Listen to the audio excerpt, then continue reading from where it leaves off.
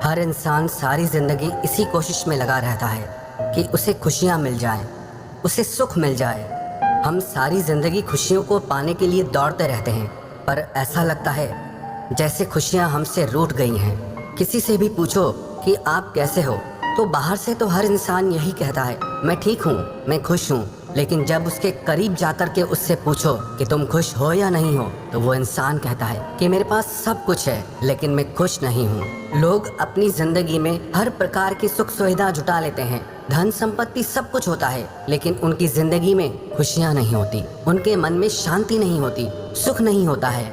हमारे दोस्त और रिश्तेदार तो बहुत होते हैं, लेकिन जो हमारा अकेलापन दूर कर सके ऐसा कोई नहीं मिला। जब आपको जीने की इच्छा ही खत्म हो जाए, तब ये कहानियाँ आपको जीने की नई प्रेरणा देंगी। पहली कहानी, एक धनी महिला अपने मनोचिकित्सक के पास गई और बोली, डॉक्टर साहब, मुझे लगता है कि मेरा पूरा जीवन बेकार हो गया है, इसका कोई अर्थ ही नहीं है, कोई खुशी ही नहीं है मेरी जिंदगी में। मेरे पास धन की कोई कमी नहीं है, लेकिन उसके बाद भी मेरी जिंदगी में कोई खुशी नहीं है और अब तो मैं जीना भी नहीं चाहती। ऐसा लगता है अपनी जिंदगी को ही खत्म कर दूं। समझ ही नहीं आता कि मैं क्या करूं। उस मनोचिकित्सक ने एक बूढ़ी औरत को बुलाया जो वहाँ पर साफ सफाई का काम करती थी और उस अमीर औरत से बोला, मैं इस बूढ़ी औरत से तुम्हें ये बताने के लिए कहूँगा कि कैसे इसने अपनी जिंदगी में खुशियों को ढूंढा है। मैं चाहता हूँ कि तुम इसे ध्यान से सुनो कि इसकी जिंदगी कैसी थी और इसने अपने आप को कैसे संभाला। तब उस बूढ़ी औरत ने अपना झाड़ू नीचे रखा और बताने लगी,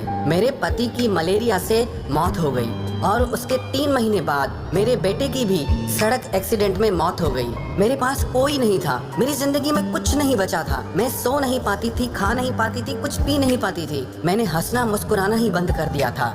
मैं अपनी जिंदगी को खत्म करने की तरकीबें सोचने लगी थी। जब मैं काम से घर आ रही थी, तब एक छोटा बिल्ली का बच्चा मेरे पीछे पड़ गया और बाहर बहुत ठंड थी, इसीलिए मैंने उस बच्चे को अंदर आने दिया।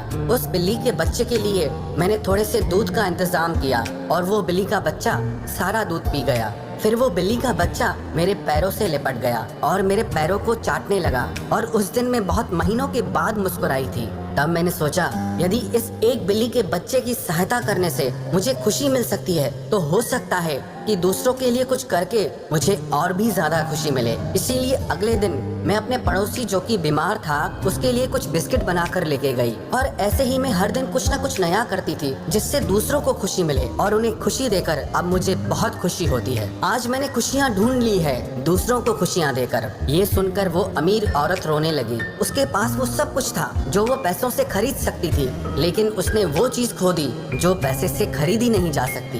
ये कहानी हमें शिक्षा देती है, जिंदगी की खुशियाँ इस पर निर्भर नहीं करती कि हम कितने खुश हैं, बल्कि इस पर निर्भर करती हैं कि हमारी वजह से कितने लोग खुश हैं। तो जब भी जिंदगी में आपको ये लगे कि आप खुश नहीं हैं, आपकी जिंदगी में खुशियाँ खत्म हो गई है, तो एक बार आप ये कोशिश करके देखना कि आपकी वजह से किसी और को खुशी मिले। विश्वास रखना, जब आपकी वजह से किसी और को खुशी मिलती है ना, तो आपकी जिंदगी में अपने आप खुशियाँ आ जाती हैं। कई लोग कहते हैं कि हम पक्षियों को जब दाना खिलाते हैं उससे हमें बहुत खुशी मिलती है, और कई लोग कहते हैं जब हम किसी कुत्ते को या गाय को रोटी खिला देते हैं, किसी भूखे को कुछ खाना खिला देते हैं, किसी जरूरतमंद इंसान की मदद कर देते हैं, उससे हमें बहुत खुशी मिलती है।